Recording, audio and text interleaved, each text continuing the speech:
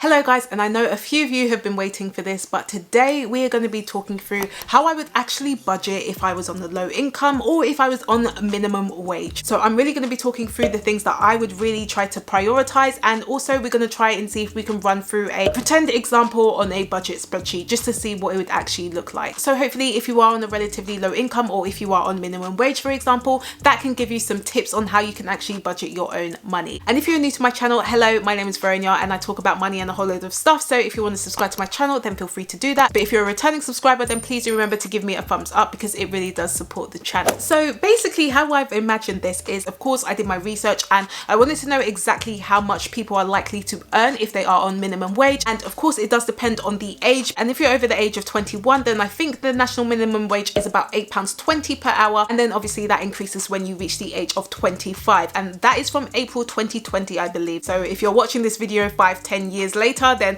of course it probably would have changed by then, but we're gonna go with £8.20 per hour. So guys, I'm sure you remember who Ronnie is, but if you don't actually remember, she was basically someone in London and she had a job and she was working and it was all well and good. So I wanted to dabble in her past and actually talk through what was going on before she actually got that job. So she basically graduated university. So when she graduated university, she decided that she was going to move into London so that she can try and find her dream job. But while she was doing that, she decided just to get another job to tide her over until she found, you know, her perfect job. And if you have no idea what I'm talking about, then definitely check out my 2021 budgeting video because it will all make sense once you've watched that. But anyway, she managed to find a job in retail and it's paying her minimum wage. So this is when she was about 22 years old. So it's paying her about £8.20 an hour. Now, in terms of her take-home pay, what I've basically said is her gross income, so how much she earns overall for the year, is about £14,924. She also contributes about 1% of her income towards her pension because she also has a match with her employer. So what I've done is I've basically put this all into an income calculator because I want to know what her take-home pay is likely to be after tax, and I'll definitely put that link in the description below because it's basically Money Saving Expert, and most of you guys already know I absolutely love that website. They literally have everything, honestly. But in terms of her take-home pay, so after tax,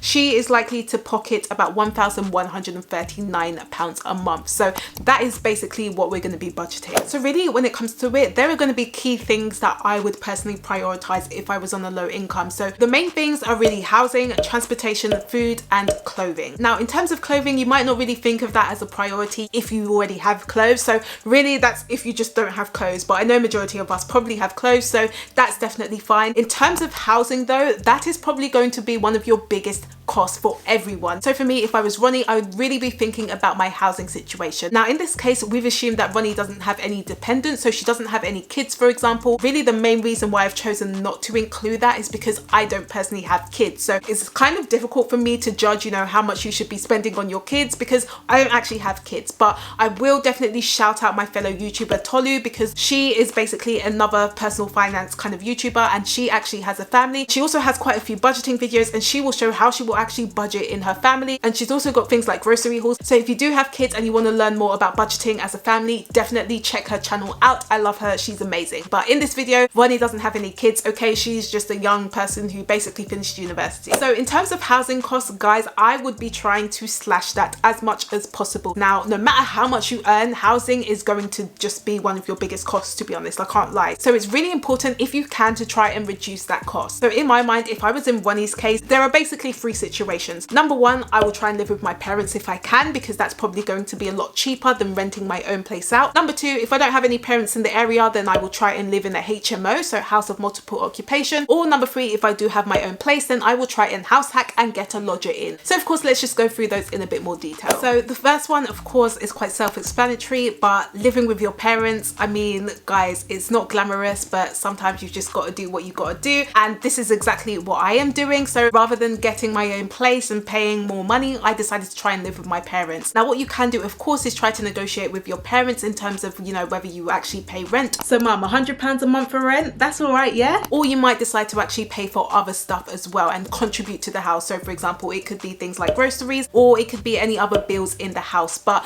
that is definitely an option that some people could take. Of course, it's not going to be possible for everyone, but if you do have that opportunity, I would definitely be taking it because trust me, you're going to save a lot more money by just living at home. But of course not everyone can do that, so let's just talk about some of the other options, because I know that I do get some haters telling me that I shouldn't be talking about my own budget because I live at home, but most of you guys will know that I haven't always lived at home. So to some of you haters that don't like me doing my budgeting videos because I live at home, well, all I can say is don't watch. I actually used to do the second option, which was living in a house of multiple occupation. So basically, if you live in a HMO, then you're likely to live with other people and you will rent out the room instead of actually renting out a whole flat or house, for example. Now with most HMOs, not only will you be paying for the room, but you will also be paying for all the bills as well. So usually you'll have that one payment and that will cover everything. So things like council tax, all your utility bills and all of that stuff. So that is really a cheaper option usually, because rather than paying, you know, for a whole house, you're actually only paying for a room, and then you'll basically share communal areas. So things like either your kitchen or the bathroom or the living room, for example. So that is definitely an option I would probably be choosing if I couldn't live with my parents. That is something that I have done in the past, you guys already know. So I was actually paying about £500 a month, and that was just outside London, just as an example. And that was actually a bit of a premium room because I did have my own bathroom, so it was an ensuite, and I paid £500 and that covered all my bills every single month. And I used a website called Spare Room for that, so particularly if you are based in England, then you can really use that website. And to be honest, you'd actually be surprised in terms of how affordable some of the rooms are. Even if you're based in somewhere like London, you'd actually be surprised, because even when I looked at Spare Room the other day, I was seeing rooms for about that 500 mark, or 600 or 700 or even 300, to be honest. Now obviously the cheaper it is, sometimes it might not be the most amazing room, but it's going to be more affordable than probably getting your own place. So it's definitely an option. Now of course, as I've said before, because you're in a HMO, so you are going to be living with other professionals, for example, or other people, it's sometimes not for the faint-hearted, because you do have to share things like the kitchen and sometimes the bathroom. So you may not get along with everyone, and trust me, when I was living in the HMO, there were a couple of people I did not get along with at all. Did you use my spatula? What? Did you use my spatula? No. But to be honest, I knew it was just going to be temporary, and it was allowing me to save a lot more money than if I was living on my own, so I definitely took it. So if you can, that is exactly what I would be doing if you can't live with your parents, for example. And then the other option you can take is house hacking. So this is really based on if you have your own place. So for example, if you are living in a house or flat, then you could potentially rent out one of your own rooms. So rather than living with maybe 4 or 5 housemates, you're only living with one. So I would definitely do this if you're not able to live in a HMO, or if you're not able to live with your parents, for example, because this could actually save you a lot of money. Because let's say you're living in London and you're paying about £1,300 to pay for your rent and bills.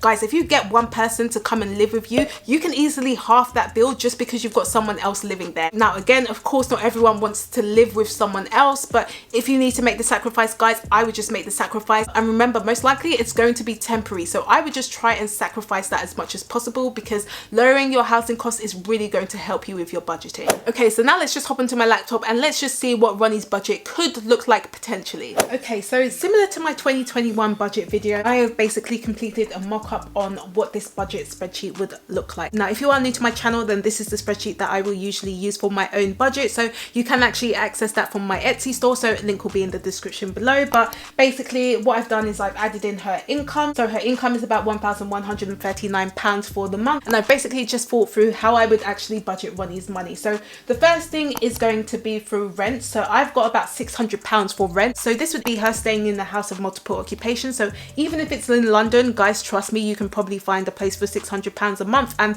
that would include all bills. So she doesn't have to worry about all the other utility bills like electricity, water, gas, internet, council tax, all of that. That's all included in her rent. So that slashes a lot of her money in half basically. So she'll only need to pay about £600 a month. I then got a phone contract, so even if she does still have a contract, hopefully she's got something that's relatively cheap. So for me personally, guys, I will try to buy the phone outright, and then I will get a SIM card separately. And that SIM card, I mean my SIM card, I pay like £10 a month, and it's got enough data and minutes and text and all that jazz. But again, she might not have had money to buy her phone, so she's going to try and get it on a contract. But what she's going to do is she's going to try and get it quite cheap. So she's not really going to be looking for the latest iPhone. There's none of that. She's going to get a phone where she can have a contract. It's a decent phone. So I've put about £24 a month, because I know that you can find phones that pay £24 a month. So rather than paying some crazy amount, she's just got quite a modest amount per month. But again, ideally for me, I would just get a SIM contract and I would just buy the phone outright. But of course, it's really going to depend on your personal circumstances and where you are right now. But hopefully next time she will do that. Now,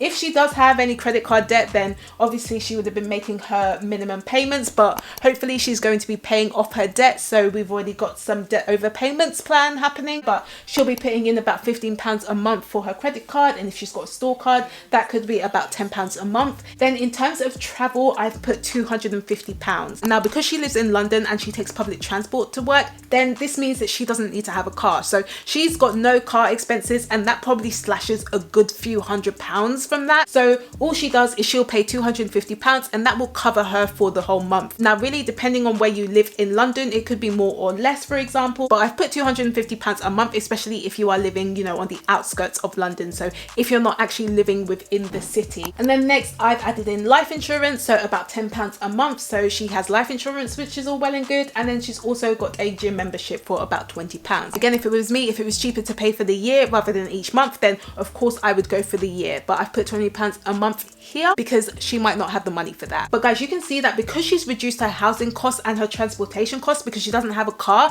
that means she's actually saved quite a lot of money. So she doesn't actually need to be living that cheaply because she's reduced some of the biggest costs in her budget. But you can see from here, for example, she's able to overpay on her store card. So she's putting in about £50 a month for that. She's also got a sinking fund for £20 a month on her clothes. So again, her housing is sorted out, her transportation is sorted out, her clothing is sorted out. And then obviously if we move over to spending, she's got her groceries as well. So I've kept it at about £80 a month. Now, you guys know for me personally, I only tend to spend about £65 a month. Again, I shop at Aldi and Lidl and I don't have any dependents and I just don't eat too much. But I've actually added that for £80 and you can see she's still able to eat. And I think that's still quite a decent amount of money for her to eat well. So, you know, £80 is all well and good. She's got about £20 for toiletries. She's also got about £20 for any eating out. So if she does want to go to the restaurant maybe once a month, she can do that. And she's also got £20 for entertainment. So if she wants to go, for example, mini golf or bowling, she's actually got money to do that. So yeah, in terms of her spending, about £140 compared to her essential bills or any debt repayments, that's likely to be about £929. So really you can see that her essential bills is likely to be the biggest category, but again, that's probably due to her housing and her travel, but she's also been able to reduce that as well. So luckily for her, she's still able to go out to eat and, you know, do stuff that she wants to do, which is good. Now, if Ronnie really did want to accelerate her debt payoff, she could potentially think about maybe getting another job. So maybe she can become a delivery driver, maybe she can start a side hustle or something just to increase her income. I mean, guys, you'd be surprised at how much time we actually have during the week, especially if you don't have kids or you don't really have any commitments. Then potentially she could use that money to then really throw it at her debt and then hopefully build an emergency fund and so on and so on. But hopefully that kind of gives you an idea in terms of, even if she is living on minimum wage, if she's able to really slash her housing and transportation costs, then this could really make a huge difference on her budget. And that's basically how I would probably budget my money if I was on minimum wage or on a low income. So I really hope that gives you guys some tips that you can use. Of course, it's not going to be the same for everyone, and this is going to look very different depending on, you know, what your costs are like, but hopefully that gives you some ideas. But if you did like this video, then remember to give me a thumbs up and also let me know in the comments how else you would budget your money if you were maybe on a low income or minimum wage. I do post every Tuesday and Friday, so if you would like to know more, then of course you can subscribe to my channel, and I will see you guys on Tuesday.